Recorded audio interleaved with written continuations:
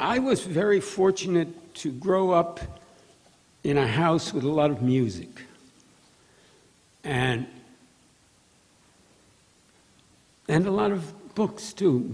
Both my parents were avid readers. And so there were these incredible riches that were there. My mother liked classical romantic music. In fact, she liked Wagner.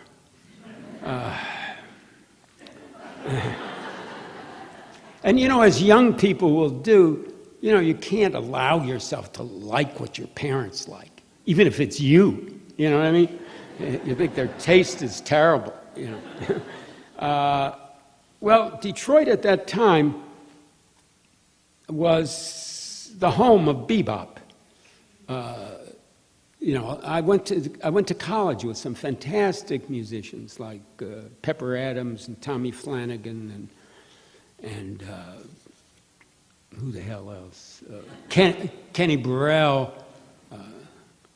And every summer, Milt Jackson would come back home, and then there were the Jones Boys, Thad and Elvin and Hank.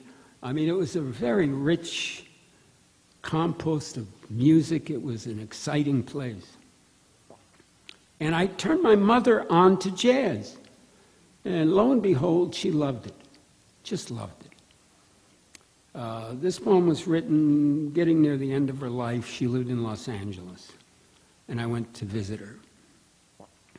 Often. Soloing.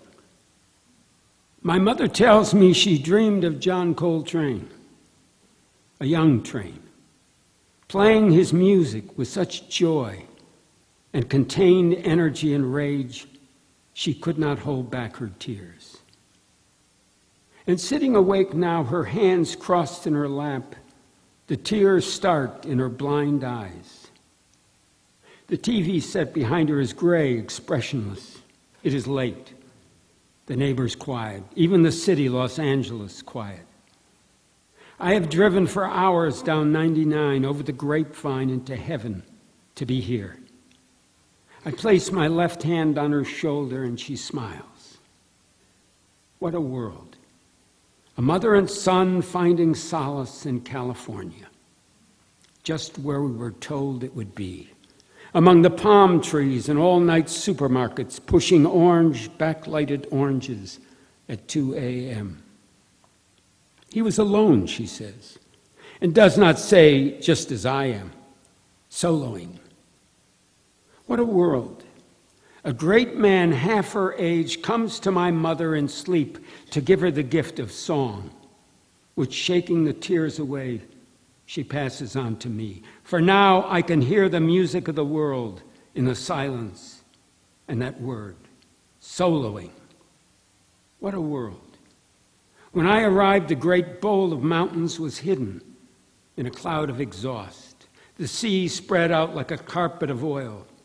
The roses I had brought from Fresno browned on the seat beside me. And I could have turned back and lost the music.